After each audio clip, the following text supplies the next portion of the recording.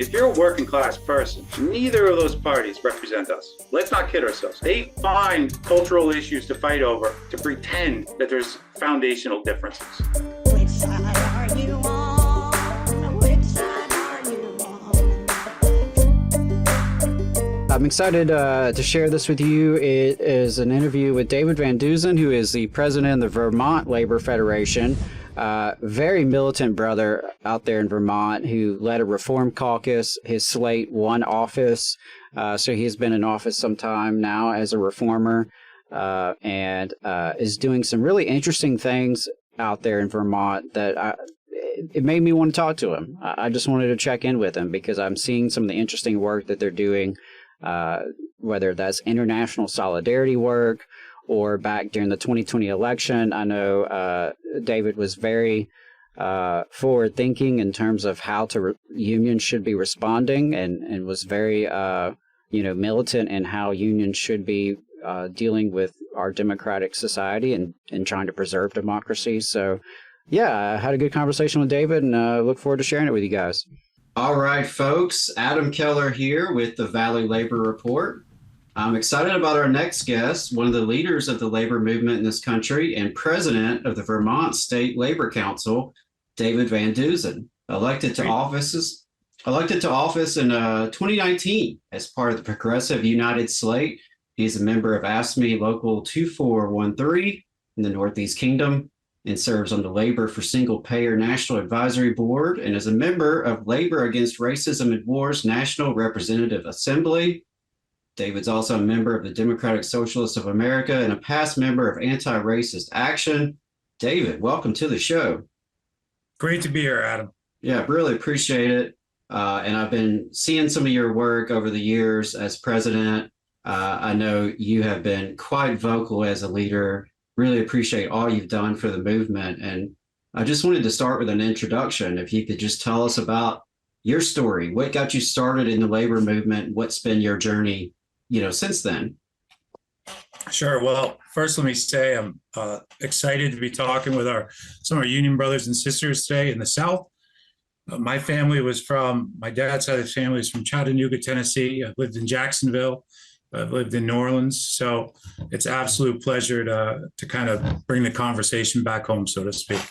Absolutely. So speaking of how I got into labor, like many people, my dad was a union member. And he was an officer, elected to office within his union. Something I didn't really think about much as a kid. It's just you went to the doctor when you were sick and that was taken care of, right? These basic things. But it was part of the fabric of growing up, the fabric of part of my young existence as growing up working class. So joining a union, being a union, eventually becoming a union leader is just something that was a natural evolution. Now, I personally have, just like so many millions of other Americans, have gone through so many hardships and difficult times, both in childhood and later in life. And it makes sense that if we're going to change the world so that the working people that actually create all the wealth, the North, South, everywhere else, if we're going to actually get a fair shake, and if we're going to do better than our generations before us, the vehicle for that kind of change is when we come together and form a union. So we have a collective voice, a collective power to fight against those that have a vested interest in keeping us down. So to me, if you have any interest whatsoever or any belief that we as the working class deserve not to worry about can I afford groceries, and to deserve not to worry about whether or not you could have childcare for your kids. If we're not going to worry about these basic things, and if we're going to work every day, working 40 or 60 hours a week, we shouldn't have to worry about those things. And the way to make that change is through the labor movement, through unions, through forming a union, through having a collective voice for yourself, your coworkers, and the working class. Amen, brother. I really appreciate your comments there because ultimately I think the greatest force for democracy and for progress in this country is when working people come together collectively as a movement. And so I really, I love to hear it from someone who is a president of a state council. And I love to hear you talk that way. And I really appreciate that. And, on that subject, I just wanted you to talk about your your experience as president of the Vermont State Labor Council, talk to us about some of your goals and, what are you proud to have accomplished so far? You got to understand that the experience of the Vermont AFL-CIO, first you got to understand Vermont beyond whatever the stereotype might be in other places in the country. We are the most rural state in the country, demographically. We are basically one giant forest placed on top of a mountain range. So aesthetically, it doesn't look all that much different, although it's colder than, say, West Virginia. And we are a working class society, and we are actually very libertarian when it comes to things like the right to own a gun. I don't think there's a state in this country, the whole country, that is more lax on such things than Vermont. And yet we have the lowest rate of violent crime and murders in the whole country as well, because we still practice a very communal, direct version of democracy through our town meeting system. We know our neighbors. We know the people down the street. So in some ways we're blessed, and in some ways we're challenged. But when we ran for office, the United Slate in 2019, our state labor council was close to dead. Like, I'm just going to be honest with you. The convention before, there was like 20 something delegates present to represent, over 10,000 workers. So just to put that in perspective, that's about as close as dead as you could get. So we ran on a radical, and when I say radical, I'm talking about like a working class left thing, which is very different than a liberal agenda. We ran on our 10-point program, our little green book, as our platform. And some of the things that we said is things got to change, and they got to change now. We need to engage the rank and file. We need to build real democracy within the labor, within the AFL-CIO, within our state labor council, to get folks invested in what we're doing, right? To feel a sense of ownership over it. And instead of throwing good money after bad and sending a bunch of money folks to be lobbyists in our state house, which for years got us nowhere, we took that money out of that. And we said, this is what we need to do. We need to put that money towards organizing, like supporting our affiliates, and not only new organizing new shops, bringing them into labor movement, but also internal organizing for the affiliated unions we already have to make them stronger and more member driven. And that's exactly what we did. Now, winning that election, and we almost swept every race. I think we won every contest in that internal election except for one. And in order to do that, we had to build a huge coalition of the building trades, of college professors, of municipal employees, laborers, you name it, we had to have them in there. So that was a good 6 month. That was a grassroots effort. And emerging out of that, we took our platform, and by a unanimous vote of the executive board, we made that the platform of the AFL-CIO, of the Vermont AFL-CIO. Since that time, we have become one of the only state labor councils in the country that is in fact growing on a consistent basis. We are organizing new shops across our mountains every month. It seems like we have something new brewing. And we have real organizers on the ground to help our affiliates become stronger and help them to organize more workers into the movement. If I could pick one priority, it would be organizing, right? Because until we get to the point where the politicians fear us, until we grow big enough and we're organized strong enough, it doesn't matter what party's in power. And anybody that tells you that the Democrats are your friends or the Republicans are your friends, they're lying to you. Right? It's been a long time since anybody from either of those parties have been our friends. They're the friends of the corporations. They're the ones who get the same money from the same billionaires, regardless if they have a D or an R next to their name. So what we need to do is not spend all of our time and money and resources in hitching our wagon to a party or hitching our wagon to suits and ties in Washington or in our state capital. We need to build our own power, and we need to grow as a labor movement. And once we do that, then we will instill fear. If we're willing to use that power and be active and not be afraid of strikes and direct action, then we could use that to build our power and make them fear us. And when they fear us, that's when we're going to start seeing progress in these state capitals in Washington, D.C. That's what happened in the 1930s when there was hundreds of thousands, millions of people in the street. There was work stoppages across this country. And that's when we got some good, damn good things, right, that we're still, working class is still benefiting from. But we're not going to build power by the inside game. We're going to build power by building working class unity and growing our ranks and being organized. Yeah, absolutely. And I just, again, I love to hear that coming from leadership, because I think you're speaking to, there has been some atrophy, I think, in our movement over the years, and there has been practices that we've relied on that have not been effective, whether it's just dumping money into Democratic campaigns or, the lobbying inside state capitals, despite being so outnumbered, and that's certainly something we can relate to here in Alabama, where, Republicans hold a super majority, and Democrats, where they even exist, are not, exactly champions of labor, to put it mildly, so. Put it very mildly, yes. Yeah, so, and Alabama, we're outnumbered significantly. Our density is, of course, lower than in Vermont. But ultimately, whether you're in Vermont or Alabama, the name of the game is growth, addition and multiplication, because like you said, ultimately our progress is going to hinge on the leverage we have, which comes from our strength, and our growth. And I love that you mentioned the internal organizing, because we do have to get our own houses in order if we're going to be growing, right? And I think that's something that, can be lost in conversation, right? Everyone wants to get new shops. Everyone wants to show growth and add new numbers, but you got to take care of the folks you got, and you got to make sure they're actually engaged, and, the strength is coming from the bottom up. So I really, really appreciate your comments there. And I'm very interested in what's been going on in Vermont, and, the idea that a Reform Caucus has actually won and has a platform. Yeah. I got to say, that's really, really cool, and not something that I can particularly relate to down in Alabama, honestly. Fair enough. But we didn't just win an election. We've won now 3 elections in a row, hands down, like just absolutely killed it. 3 elections in a row. We have a new election coming up, internal election in September. I'm very optimistic about that too.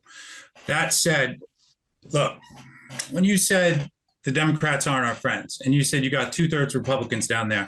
Now, here's the thing. If you're a working class person, neither of those parties, neither of those parties represent us. Let's not kid ourselves.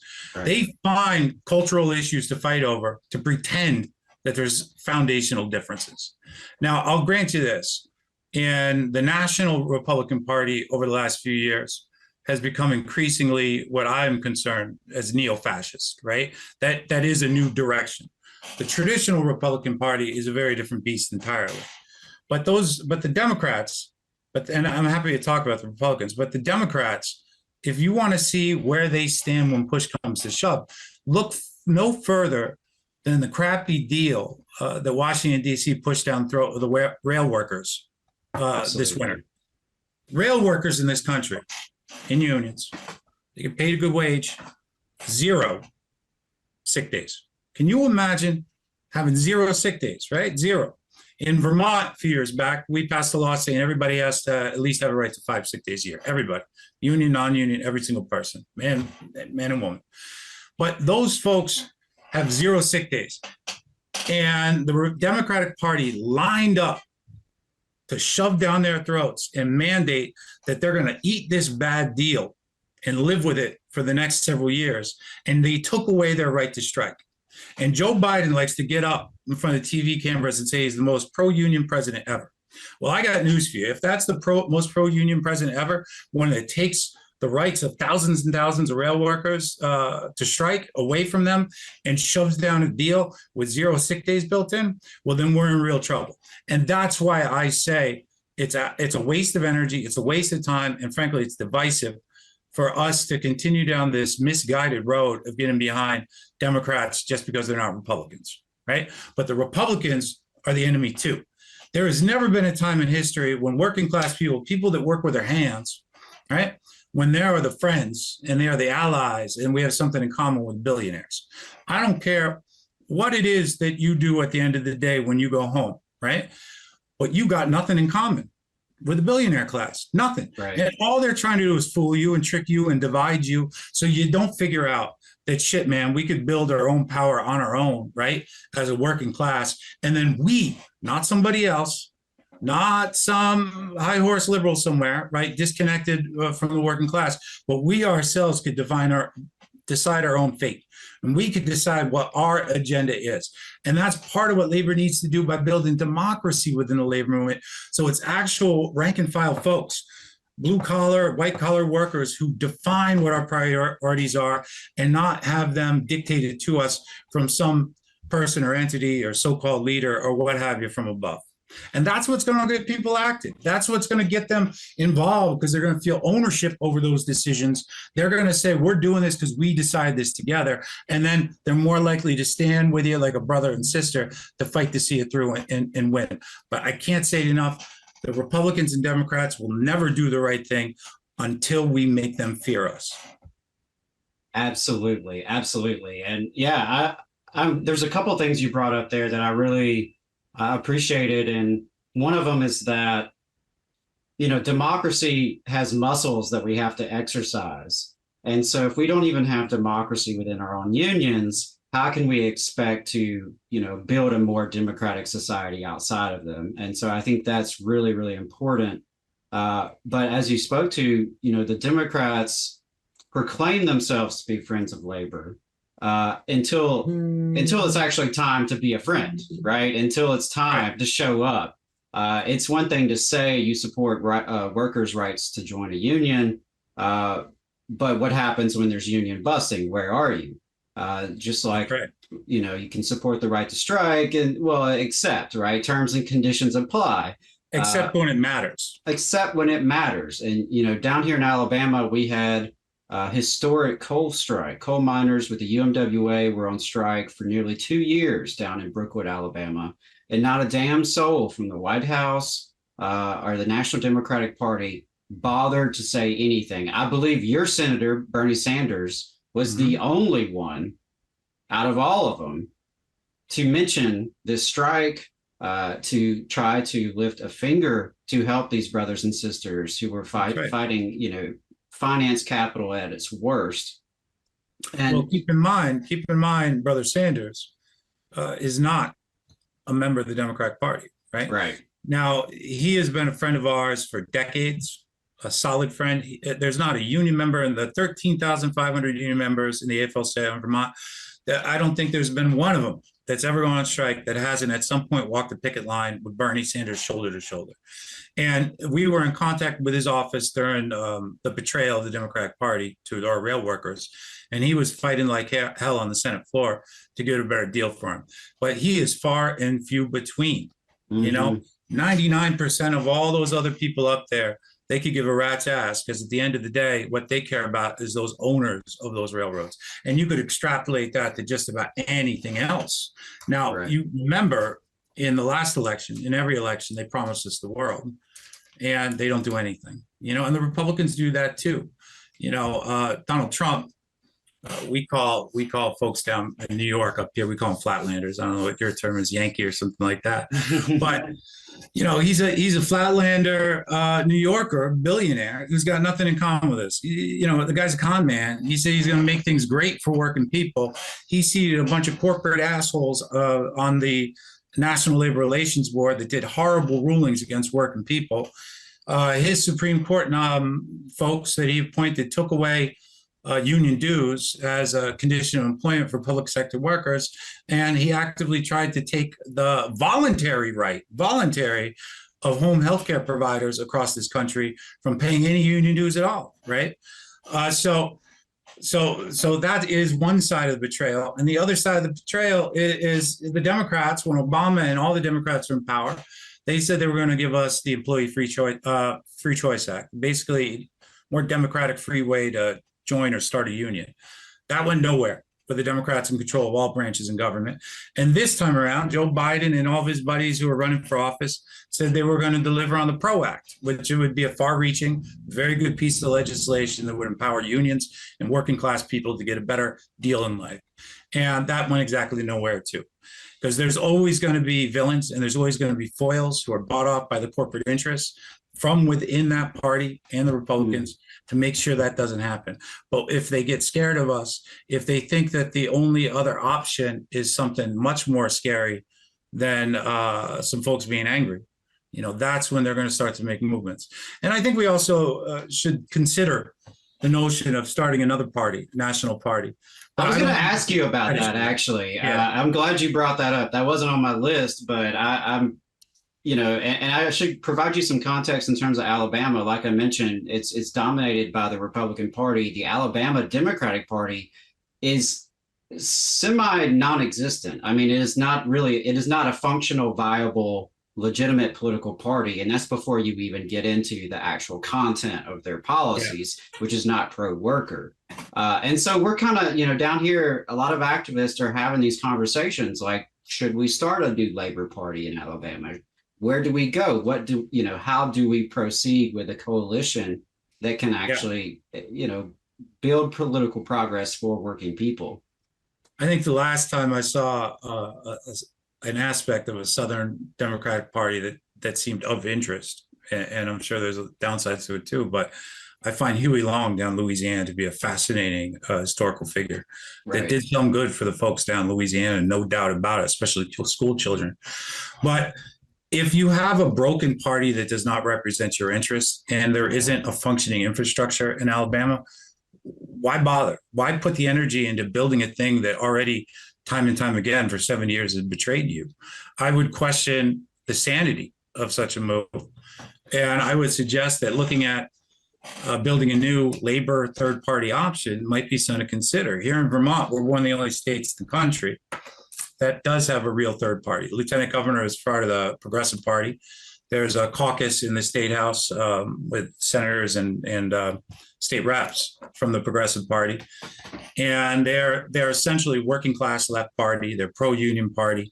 And we've endorsed them, the Vermont AFL-CIO, in several election cycles now. They're full slate. And we've gotten behind them. That started when Bernie Sanders was mayor of Burlington, which is our biggest city with about 39,000 people in it today. And that was a coalition that came out of that city and then went statewide. I think it would be worth taking a look. Take a gander of what's happened up here. Do a little research for folks in Alabama or in the South and see what the Progressive Party was able to build, making real inroads, I might add, with farmers too, because of a lot of farmer organizing with the family farms getting screwed. They're in the same position as workers as far as the big interest versus the small guy. But I would also remind folks, though, that I think it's important to engage in electoral politics because electoral politics matters. But I also don't think one should make a fetish of it. I think the most important thing is building your own power base and your own power that's independent of all political parties and not simply putting money into PACs and knocking on doors over a candidate, because candidates come and gone. Working class power can be forever. Amen. Yeah, I really appreciate that. And it's very, very relevant to the conversations that we're having down here. And yes, we absolutely will be doing some more research on what's happening in Vermont in terms of the Progressive Party and third party efforts there. And sort of along that line, we're definitely interested in what other state federations are doing, what other labor councils are doing, what we can learn as activists and organizers from what folks across the country are doing. And as y'all mentioned with Vermont, you do have a stronger union movement. You have cities like Burlington that have implemented a variety of progressive policies. The state legislature has some progressive policies, certainly comparative to Alabama. And you mentioned the town meetings and this strong bottom-up democratic culture that you have in Vermont. So, was there anything else you've mentioned? You've already given us some stuff to chew on, honestly, but was there anything else you think maybe in terms of accomplishments or practices of the labor movement in Vermont that we might want to know about down here in the South? Well, shit, I mean, it depends where you are in the South. I mean, like I said early on, we're very rural up here. Our biggest city is 39,000 people. I'd say 80% of our roads are dirt roads. I'd say half the folks are driving trucks, and there's tens of thousands of hunters here. So demographically, we're a little different than some of the big states, like say New York or California or stuff like that. But our experience up here is if you really make a space for working people to have a voice and not just feel like they're being talked at, right? They're being talked with, then folks will show up. Our last several conventions, we've passed measures that more than double the amount of delegates each affiliate gets. And when we've increased the threshold to make it harder to move away from a participatory democracy model on the floor versus like a weighted voting thing, it's getting a little weeds a little bit. But we've taken every step we could in making our minutes and our statements very public. We've taken every step we could to involve folks, right, and ask what they think and get them involved and making their vote matter. And that's had a big impact. We just had a strike up here with maintenance workers and what have you at this little college. They were out on strike for 3, maybe a little more than that, weeks. And there were workers from unions all over coming up to walk their picket line and support them. And they not only won the fair raises they were looking for, but they also made it so in their contract, there's no management rights clause, which if you're in the union world, that's a really big deal. That is a really big deal. Yeah, so they won their strike, but you can't be afraid to take action and do it, you know. And if you got two devils, a devil and an angel on your shoulder, it's not wise to listen to the voice all the time that says we got to make a deal. Sometimes you don't have to make a deal. Sometimes you got to fight. But we've stood up for our principles in a smart way. We've we've worked really hard to move things in a good working class left direction, but at the same time, not to be too far out ahead of the rank and file, right? Because the rank and file is the one that's got to really define where we're going to put the priorities. So if you do that, if you stay relevant, if you take your money out of lobbying, right? Because there's very little that you're going to get out of lobbying. I can tell you that right now. At best, you're going to beat, down south, I'm going to guess the best you're going to do is you're going to beat a few bad things from happening. Right. That's different than winning good things. Right. And so if you can't win because the deck is stacked on the political level, then we got to change the deck entirely. And you do that by putting resources and organizers and time into the nuts and bolts of organizing. And then once they're in the union, that's not good enough either. Then you have to work hard to really get down to the grassroots, right? To really internally organize. So it's not just a group of folks that come together every 3-4 years to bargain a contract, but folks that are regularly meeting and have effective, good union stewards and who are talking about the issues of the day. And that then needs to come back to the leadership. It needs to be a two-way street. Right. So stick to your principles, organize, but be practical and don't get all caught up in the electoral politics stuff. Right, right. And, you're talking about building power from the bottom up, and you're also talking about the, real expressions of solidarity that people can practice and live and grow from. Yeah. And, one thing that I know about you is that you are an internationalist. To kind of switch gears a little bit, I know you recently held an event with some Kurdish unions, and I'm just interested, you could tell us a little bit about that event, but also more broadly, why is it important for unions to have international perspectives and that international solidarity? Because frankly, it's not something I see a ton of in our movement. So that really stood out to me, that you have that perspective. Well, let's put it this way, right? ExxonMobil, Amazon, all the car companies, these folks, these are international corporations. Mm-hmm. They don't just live in the United States. And so when they're building their wealth, building their version of power, and they're building their influence, it's not just in Vermont or Alabama or Louisiana, right? They're building that across the globe. And the way that they often screw us or seek to screw us is they'll play one group of working class people in one country off another.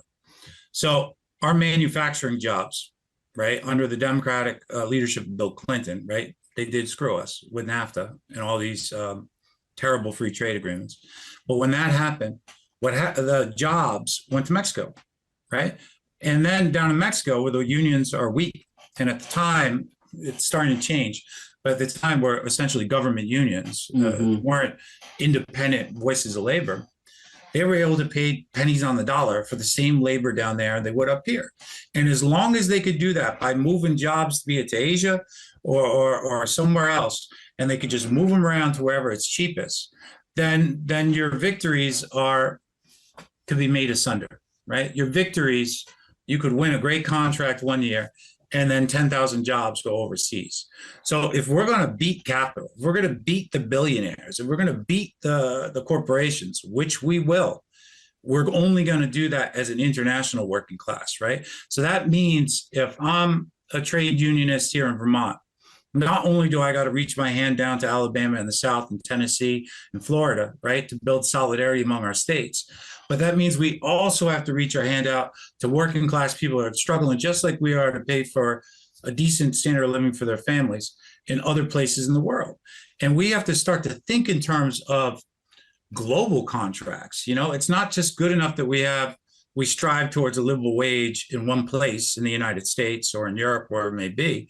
We need to strive for that on a global scale so that the corporations, the capitalists, can't just run from the cheapest labor pool to the next cheapest labor pool. Right. So that's why international solidarity is absolutely crucial in the long term, because our fight is not just a state fight. It's not just a national fight. It's an international struggle to change the very foundation of what's fair and what's not fair, who gets a good deal, who doesn't, right? And this all for me is grounded in working class and working class solidarity.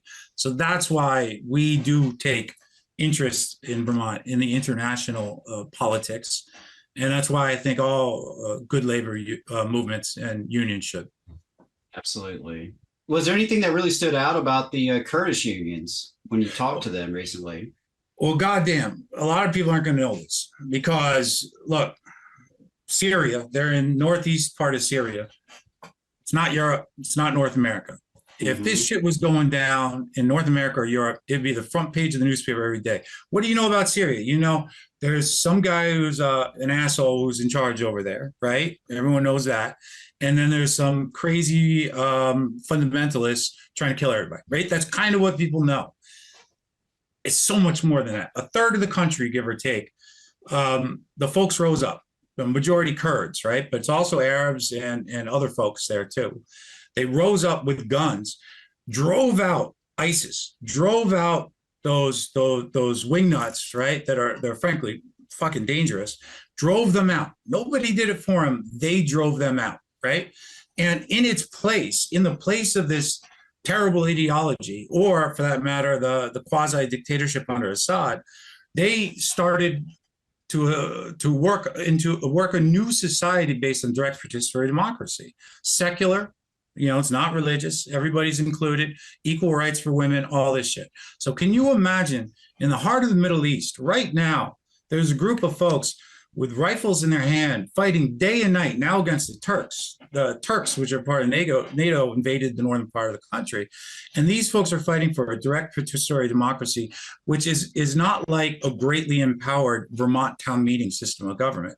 And the unions there are a central partner, the labor unions, in building this democracy and being able to define how they make economic transitions, right, into a more sustainable, more bottom-up, more working class driven economy.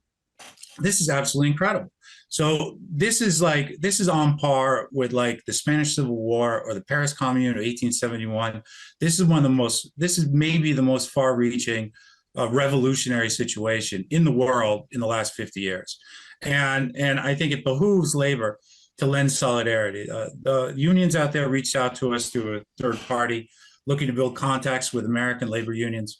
We were happy to do our part by jointly hosting a panel discussion. We drew in a lot of labor folks from around the United States, their leaders, to hear their story and hear the struggle they're going through right now, including bombardments and occupations from the right-wing Turkish government. So we're helping to get the word out. The labor movement in Vermont some years ago, we were proud to sponsor a returning American volunteer who fought in their YPG in their military for these ideals. We got him a job when he came back with the IBEW, the electricians union, gave him a place to live, paid his way for 3 months till he got settled in.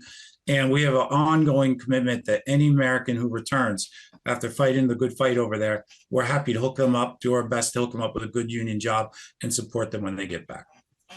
Hell yeah. I love that. I love the international solidarity. I love the necessity that we have to learn from one another and learn from each other's struggles learn from each other's successes and what are other people doing that's working in sometimes very different conditions. But at the end of the day, as you mentioned earlier, we're all in this struggle together. Capital is internationalist. Labor has to be internationalist.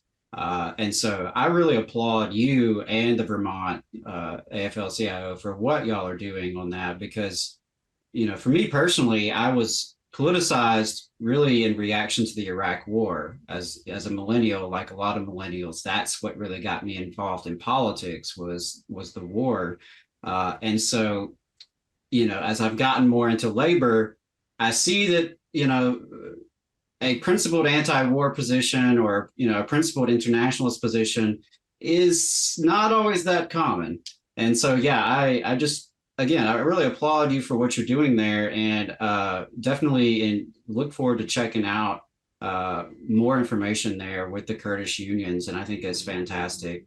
And my last question I had for you is just, as a labor leader, I'm really curious, what are you keeping your eye on as we go throughout the rest of 2023? What would be, in terms of labor news and developments, is there anything in particular that you're really kind of looking at? Well, I think we really need, as a labor movement across the country, we really need to start making more progress. Progress is made, but more in the giant tech-related companies. We've seen the one warehouse, of course, in New York City, unionized for Amazon. There's other attempts underway in different parts of the country. I think that is crucial that we do a good job there. I believe some Teamsters out west just organized some of the drivers as well. I'm happy about the retail end of things. There's millions of retail workers who get a shitty deal all across the nation. And so when you see hundreds of Starbucks organizing, I think that's great. Right. We just organized our first Ben & Jerry's, the flagship shop. I saw that. That's awesome. Burlington. So I'm hoping that catches on too, because for too long, those huge corporations that make so much money, right? They have been just neglecting their workers, and their workers make pennies, and it's just not right. So those breaking into those industries, breaking into perhaps more of the side of the electric cars too. I'd like to see Tesla unionized. There's a lot of work to be done, but realistically, it's not going to happen magically. The way we have to do this is we have to decide what's really important as a labor movement at the state labor council level and at the national AFL-CIO level. And we got to make hard choices and say, look, what are we getting for the millions and millions we're sinking into these elections, right? And these lobbying efforts. And if the answer is very little or nothing, which frankly it is, then we got to make the hard decision to take those millions of dollars out of that, and we got to put it into organizing, and frankly have organizers deployed either by the national AFL-CIO or the state labor councils in every state, in every corner of every state, because there's no magic wand here. There's no switch we flip and then we win. We win by hard work, and hard work means resources to organize. Amen, brother. Yeah, absolutely. David, was there anything else you wanted to say, before I let you go? Well, I know you got listeners down in New Orleans, so I would love for someone to tell me if the Abbey on Decatur Street still has the best jukebox in that city. That's the main question I have. So somebody could email me, look up the Vermont AFL-CIO on internet, and just let me know if the Stooges is still on there. That would be good to know. Oh, yeah. Awesome. Well, David, I really, really appreciate your time. And more importantly, I appreciate your leadership. I really do. I appreciate your leadership and being an outspoken advocate and sticking true to your principles. And I hope to see many, many more folks with that kind of style excel into leadership. So, thanks again for your time, and thanks for all you're doing for the movement. Solid here, brother. Appreciate you. You just saw a clip from the Valley Labor Report. We are live every Saturday morning from 9:30 a.m. till 12:30 p.m. And we pride ourselves on keeping all of our content free to everybody so that we can talk to as many working folks as possible. If you support the work that we're doing, you think that it's important, you think that it's good, then consider making a monthly contribution to the project, and you can do that on our website, tvlr.fm.